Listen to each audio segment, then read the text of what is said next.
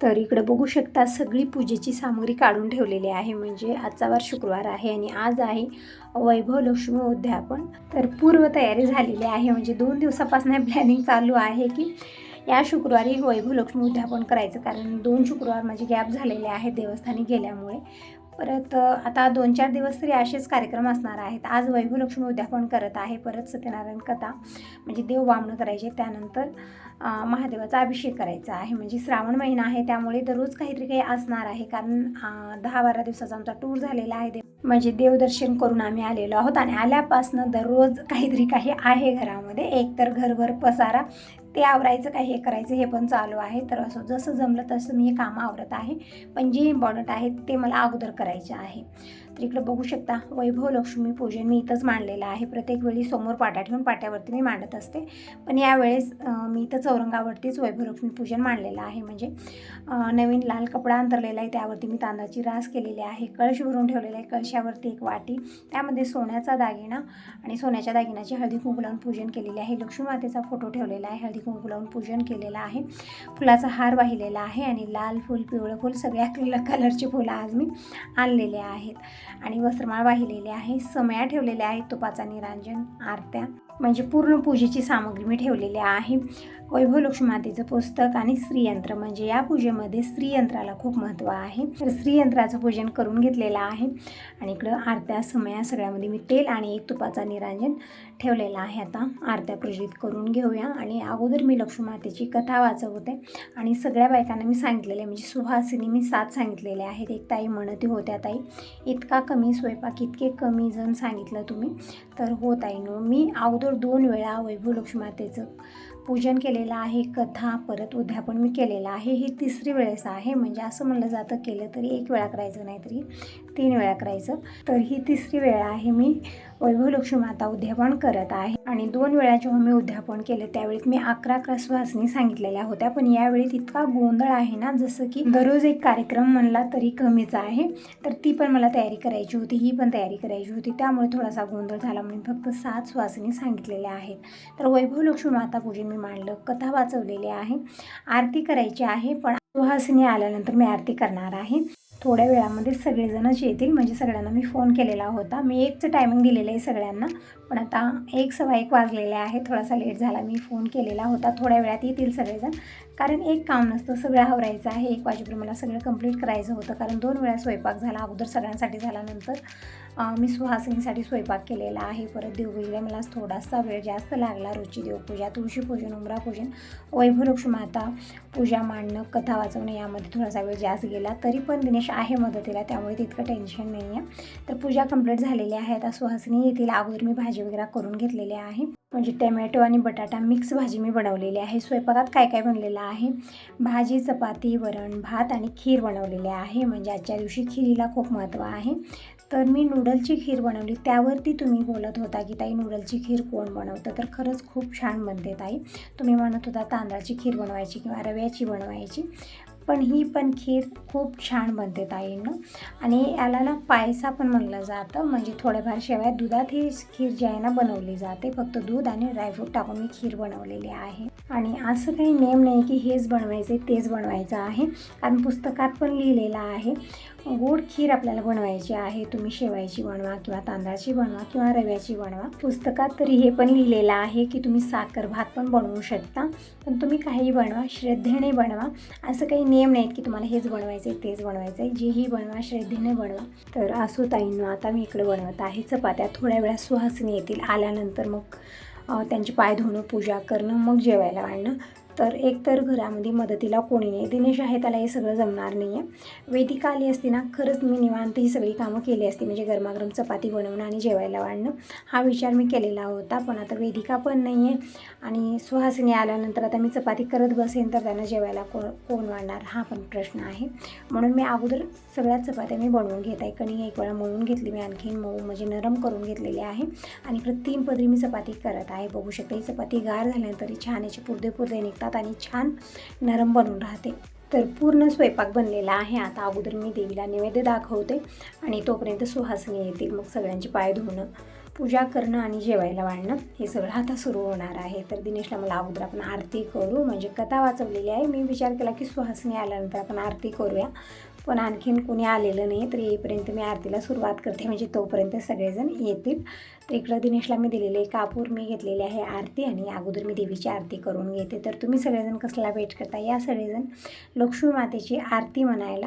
तर आरती मी करून घेतली, तोपर्यंत या ताई आलेल्या आहेत, म्हणजे आता एक एक सुहासिनी यायला सुरुवात झालेली आहे. तर देवीची आरती झालेली आहे. अगोदर मी नैवेद्य दाखवते. ताई म्हणत होत्या की मला अगोदर बोलवायचं ना, म्हणजे काहीतरी मदत झाली असती. एकटीची धावपळ खूप होते, म्हणजे एकदम बारीकीची कामं असतात. स्वयंपाक आहे, देवपूजा आहे, परत घरचे म्हणजे सगळ्यांचं जेवणं खाणं आहे, सगळ्यांचं बघायचं आहे.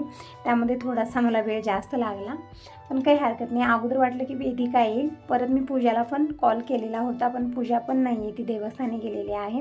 त्यामुळे थोडासा गोंधळ झाला, एकटीची धावपळ झाली. पण काही नाही आहे, जी हे असतं ना, म्हणजे करणार आपण असतं, आणि जे करता करविता असतो ना, ते देव असतो. म्हणजे सगळं वेळेत झालेलं आहे. टायमिंग सांगितलं दुपारचे आता 1:15 वाजलेले आहेत. तर पूजा कंप्लीट झालेली आहे, स्वयंपाकी झालेला आहे, आणि इकडं सुहासिनींना देण्यासाठी म्हणजे सगळी ओटीची सामग्री मी काढून ठेवलेली आहे. ब्लाऊज पीस आहेत, केळी आहेत, आणि काय सुपारी, म्हणजे जे पूजेची सामग्री आहे 5 वस्तू करून द्यायच्या असतात. आणखीन पण आपण देऊ शकतो आवडीप्रमाणे, जसं की मेकअपचं सामान वगैरे, मेहंदी आहे, बांगडी आहे, हे ते जेही आपल्याला आवडीप्रमाणे आपण देऊ शकतो. पण मी तर फक्त 5 वस्तू केलेल्या आहेत. ब्लाऊज पीस आहे, केळी आहे, सुपारी, खाती पान, आणि वैभव लक्ष्मी मातेचं पुस्तक, आणि स्टीलच्या वाट्या मी मागवलीत खीर देण्यासाठी. तर अगोदर मी देवीला नैवेद्य दाखवत आहे, तोपर्यंत आता आई सगळं बाहेर घेऊन जाते, जी म्हणजे सुहासिनी आल्यानंतर पूजन करण्यासाठी. तर इकडं छोटी ताटली घेतलेली आहे. गाईसाठी मी नैवेद्य काढून ठेवला, पण गाय काही ते दिसत नाही आहे. गायच्या नावचं मी फक्त नैवेद्य काढून ठेवलेलं आहे, कारण ज्या दिवशी मी वाट बघते त्या दिवशी गाय लवकर येत नाही, तर दिवसभर इथं समोर गायी हिंडतच असतात, कारण समोर आता हिरवळ झालेला आहे, खाण्यासाठी येत असतात. पण आज एकही गाय दिसलेली नाही आहे.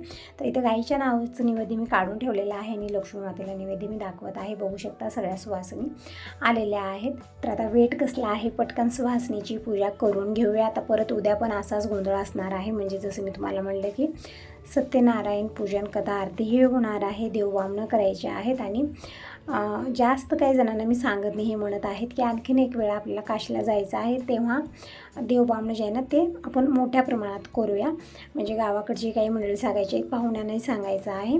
पण यावेळेस तू थोडंसं घरच्या घरी कर, आपण प्रसाद जास्त मोठा करायचा नाही, कारण आपल्याला पुढच्या वर्षी काशीला जाऊन नंतर करायचं आहे. असं म्हणलं जातं की काशीला गेल्यानंतर रामेश्वरला जायचं, रामेश्वरला गेल्यानंतर परत काशीला जायचं, तेव्हा सार्थक आहे. म्हणजे 3 वेळा जायचं असतं, म्हणजे तेव्हा ते सार्थक आहे असं मानलं जातं. काही नियम आहेत, काही रूल्स आहेत. तेच म्हणत होते आपण घरच्या घरी करूया, प्रसाद सोडूया, आणि सगळ्यांना आपण प्रसाद वाटूया. तर त्यांचंही बरोबर आहे, पण माझं मन आहे की ना, मला वाटत आहे की 4 चौघं आपल्या घरी जेवण करावं. आणि तसं तर प्रत्येक वेळी काहीतरी छोटे मोठे कार्यक्रम होत असतात, आणि कुणाला तरी कुणाला आम्ही सांगत असतो, असं नाही की घरच्या घरी आम्ही करत असतो.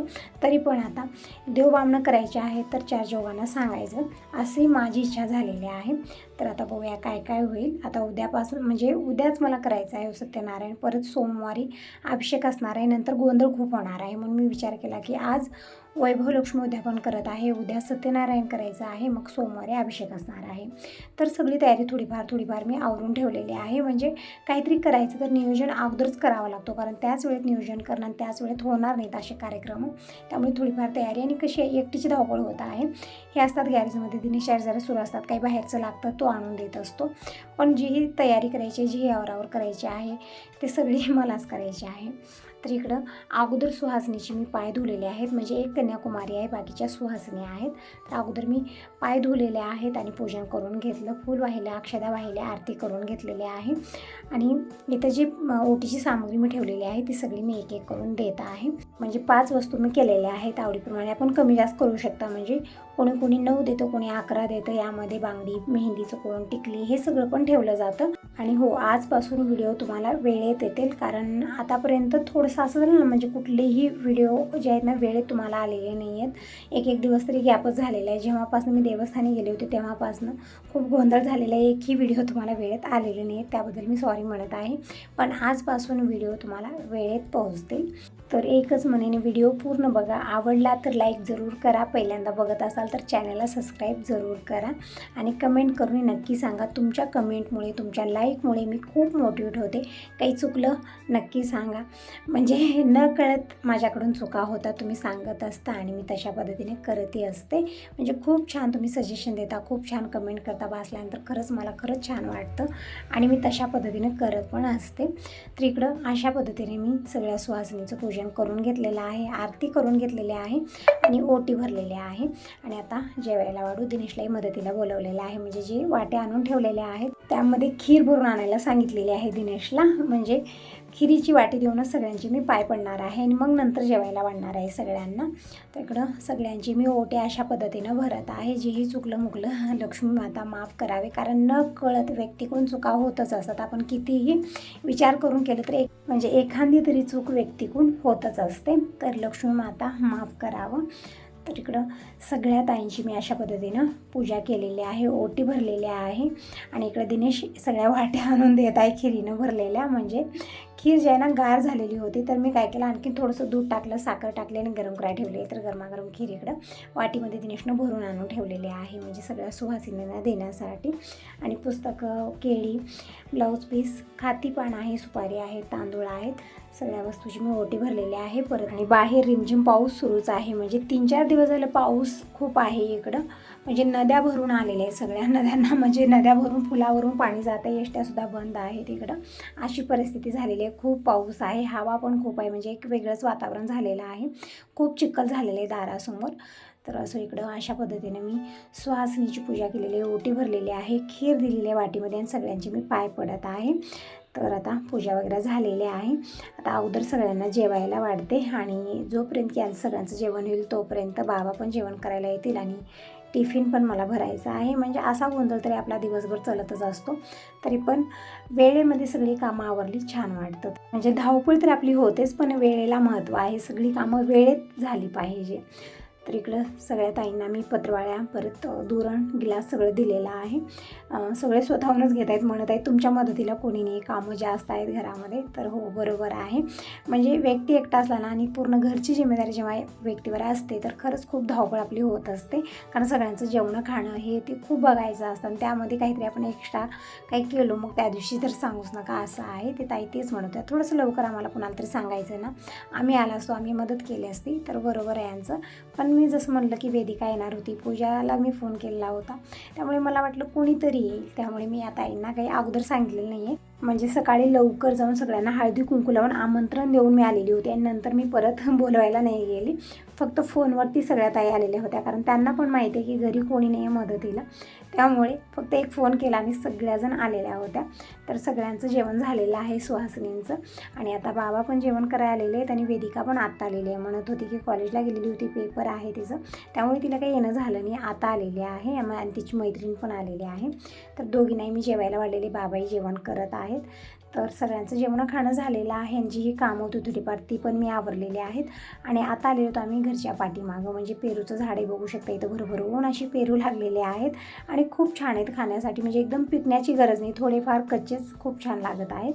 तर तेच खाण्यासाठी आम्ही इकडं पाठीमागं आलेलो आहोत. दिनेश आहे, वेदिकाची मैत्रिणी, मी सगळेजण आलेलो आहोत. बघू शकता इकडं पानाला एक जर पेरू म्हणलो ते पण कमी जाईल, इतके पेरू झाड भरून लागलेले आहेत. पण मला वाटतं वानेरं खूप येतात इथं, आले तर एका दिवशी रास करणार आहे त्याची. तरी पण इथं आता भूक पण लागलेली आहे, आणखी मी पण जेवण केलेलं नाही, तर म्हटलं पेरू खायला जाऊया मागं. आणि पेरू हे माझे खूप फेवरेट आहे. तर इकडे पेरू घेत आहोत. आता थोडंसं पाऊस थांबलेला आहे, म्हणजे दररोज पाऊस खूप येत आहे, डोक्यात बसला हा पाऊस. म्हणजे जेव्हा आपण वेट करतो त्यावेळी तर काय आला नाही. आता शेतामध्ये मुगाच्या राशी होत आहेत आणि पावसानं जोर घेतलेला आहे. तर असं आता थोडंसं वातावरण ठीक झालेलं, म्हणून बाहेर आलो, कारण आता दिवसभर करून करून किचनचा कंटाळा आलेला आहे खूप. आता तर म्हटलं थोडंसं बाहेर यावं आणि भांडी वगैरे जी कामं येतात ते नंतर क्लीन करणार आहे. भांडी ठेवलेली मी जमा करून. आणि आता वेदिका आणि तिची मैत्रीण आता थोड्या वेळा जायला नेतील, दिनेश सोडायला जाणार आहे. तर आता हे दोघं पण जात आहे. तर असो ताईंनो, हाच होता आजचा छोटासा व्हिडिओ कसा वाटला नक्की सांगा. पहिल्यांदा बघत असाल तर चॅनलला सबस्क्राईब करा, लाईक करा.